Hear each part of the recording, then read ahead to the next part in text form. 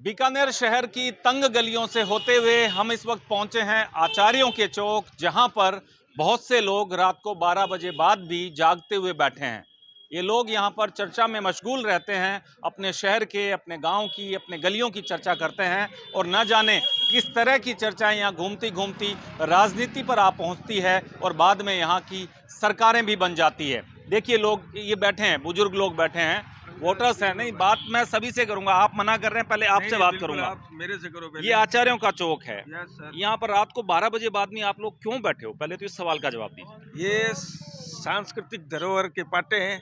यहाँ सभी प्रकार की सांस्कृतिक, राजनीतिक, सामाजिक सभी प्रकार की बात मतलब क्या है कि विषयों पर चर्चा होती रहती है। जरूरी नहीं है कि राजनीति वाले टाइम राजनीति हो, यहाँ तमाम तरह की साल भर इसी तरह से मजमा लगता है। बिल्कुल बिल्कुल।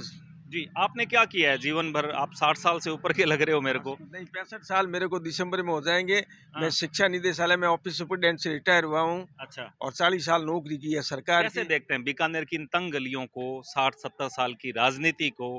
कल्ला जी यहाँ 6 बार विधायक रह लिए, दूसरे भी रह लिए, इस बार फिर कल्ला जी पर्चा भर के मैदान में आए हैं, फिर सरकार अपनी बनेगी। क्या चाहते हो आप लोग?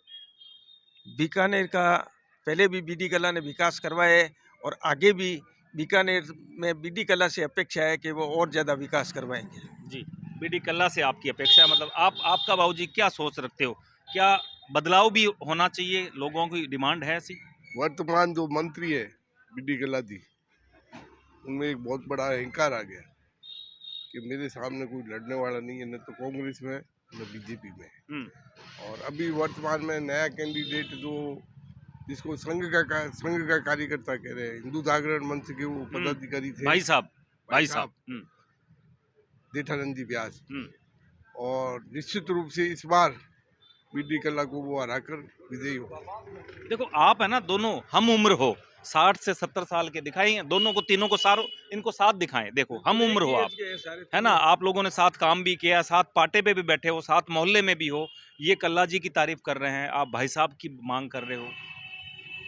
क्योंकि मैं खुद संघ का स्वयंसेवक हूँ और संघ के कार्यकर्ता को टिकट मिला है पहली बार। जो संगठन है, जो संगठन के कार्यकर्ता को टिकट दिया है।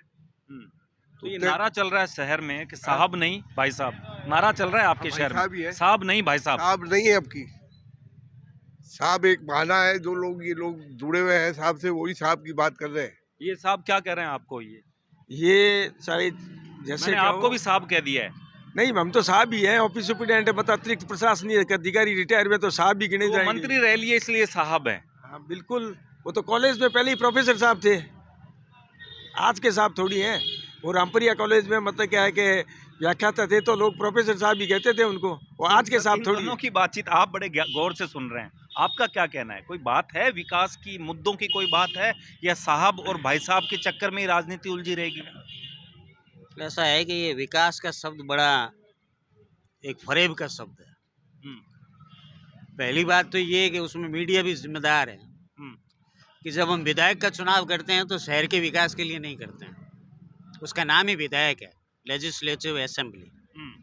तो वहाँ क्या कानून बनेंगे उसके लिए तो समग्र रूप से हमें उस कानून की बात करनी चाहिए कि विधानसभा में क्या कानून बनेंगे।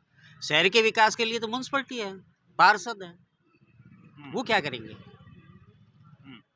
तो जो विकास की बात है, विकास का जो शब्द है वो अपने आप में बड़ा एक, जिसको हम कह सकते हैं कि छलावे का शब्द है। जनता तो आ जाती है ना इस छलावे में? बिल्कुल आती है, क्योंकि उसमें हमारे पास में कोई और विकल्प थोड़ी होता है। नहीं, जैसे मैं कह रहा हूँ कि हमारे कॉन्स्टिट्यूशन में चीफ मिनिस्टर का नाम ही नहीं होता है, एमएलए चुनते हैं। लेकिन मीडिया ने और पॉलिटिकल पार्टी ने सबने कह दिया चीफ मिनिस्टर का चेहरा कौन होगा, तो एमएलए क्या एसटीसी करवाएंगे अपनी? उसकी वजूद तो खत्म हो गया ना। प्रधानमंत्री के साथ भी हो रहा है ना, चेहरा तो वो घोषित। गलत है ना। देश के कॉन्स्टिट्यूशन में यदि मीडिया और समझदार लोग भी इस पर सवाल नहीं उठाएंगे कि प्रधानमंत्री का डायरेक्ट इलेक्शन थोड़ी होता है, तो वो तो शिक्षित हमको करना है ना, हम नहीं कर रहे हैं। चलो ये बौद्धिक बातें जो है, बौद्धिक नहीं, ये कॉन्स्टिट्यूशन, ये कॉन्स्टिट्यूशनल बातें। हाँ। रात को 12 बजे के बाद में आचार्य के चौक पर इन पाटों पर राजनीति तो यहीं से शुरू होती है ना, एबीसीडी तो हम यहीं से शुरू कर रहे हैं। वो उसको आप राजनीति कह दो, जिसको मतलब क्या है कि अपन यदि ज्यादा आलोचनात्मक ढंग से कह तो मसकरी है यार। पॉलिटिकल बात तो हो ही नहीं रही है। आप कि क्या जो- चाहते आप क्या चाहते हैं? आप भी तो एक मत हम- का अधिकार रखते हैं ना। बिल्कुल, हम ये चाहते हैं कि देश के अंदर जो विभाजन की राजनीति करने वाले लोग हैं वो उनको शिकस्त मिलनी चाहिए, ताकि हमारे राज्य का सौहार्द बना रहे। आप देखिए कि ये चुनाव तो हो रहा है राजस्थान के अंदर, और कुछ नेता कह रहे हैं कि पाकिस्तान में फटाके छोड़ जाएंगे। क्या लेन देन है पाकिस्तान का यहाँ इस चुनाव से? तो ये जो है वो जनता के मुद्दों से लोगों का ध्यान भटका के, शुक्रिया, आपका चिंतनीय विषय है और ऐसे वक्त में भी अगर इस तरह की बात करने वाले कुछ लोग ही हैं तो मैसेज उनका बड़ी दूर तक जाएगा। आपके इन विचारों का, इन शब्दों का मैं स्वागत करता हूं। कुछ और लोगों से देखो, पहले सबसे पहले एक बार फिर मैं आचार्य चौक के इन लोगों की आपके जो है दिखाना चाहूँगा कि यहाँ पर रात को भीड़ इस तरह से लगी रहती है और कुछ बुजुर्ग और बैठे हैं। देखे, रात को ताश के पत्ते भी ये खोले जा रहे हैं, निकाले जा रहे हैं। रात को साहब सोने का वक्त है, आप लोग ताश खेल रहे हो। मैं चलो इनसे बात कर लेता हूँ। सर, मेरा पूछने का मतलब ये है कि ये शहर जो है रात को जागता है, आप लोग रात सोने के वक्त में ताश खेल रहे हो। ताश के साथ साथ और भी खेल चल रहा है, राजनीति का खेल भी चल रहा है। चर्चाएं भी होती है यहाँ पे जी। और सामाजिक चर्चाएं भी होती है यहाँ पे। जैसे अभी चुनाव चल रहे हैं तो उनकी परिचर्चा भी यहाँ पे चलती है। जी। क्या क्या लगता है आपको, शहर में किस तरह के मुद्दे हैं, किस तरह की बातें शहर में हैं? मुद्दे तो बहुत है, लेकिन उनको सुलझाने वाला कोई नहीं है। इन्होंने 43 साल राज किया लेकिन कुछ हासिल नहीं करवाया। मात्र अपने और अपने सपोर्टरों के लिए कुछ काम किया और जनरल आदमी जो है साहब परेशान की है। बात कर रहे हो, कल्ला साहब। हाँ, और ये नया कैंडिडेट आया है तो अब लोग इसको देखेंगे कि इनकी क्या सिचुएशन रहती है, क्या भाषा रहती है, क्या जाति धर्म रहता है। ये है किस करवट बैठता हुआ लग रहा है जनमानस जो है इस करवट। बार? जो बाजार की स्थिति जो चल रही है उसमें तो जेठानंद व्यास जीत रहा है, लेकिन ये 43 साल का सबसे बड़ा मतलब क्या है कि वो है रावण। इसको खत्म करने के लिए बहुत टाइम लगेगा। देखिए, ये जो शब्द इस्तेमाल हो रहे हैं ना, कुछ देर पहले मेरी चर्चा हो रही थी कहीं, वहाँ भी कह रहे थे कि देखो चुनावों के भीतर पाकिस्तान, रावण, नीच, ये शब्द नहीं आने चाहिए। तो अब स्वच्छ राजनीति की कहीं न कहीं कोई बात करने वाला आप जैसे प्रबुद्ध लोग वो तो करेंगे ना ऐसी, तो मुद्दों की बात होगी या इसी तरह की राजनीति चलती रहेगी? नहीं, इसी तरह की राजनीति इसलिए चल रही है कि इन्होंने 43 साल राज किया ना, तो लोगों को हमेशा परेशान किया है, इसलिए ऐसी भाषाएं लोग बोलते हैं। इस ये बार है स्थिति। ये जो इक्के बेगी बादशाह बिछाए जा रहे हैं, अगर मैं बात करूं तो क्या ये भी होगा यहाँ पर, यहीं से तय होगा, इन्हीं पार्टों के संस्कृति से तय होगा कि बीकानेर पे राज कौन करेगा? हाँ, फिलहाल तो यही है कि बाटों में जो राजनीति चलती है उनके हिसाब से ही तय होता है कि कौन कहाँ जाएगा और क्या क्या होगा।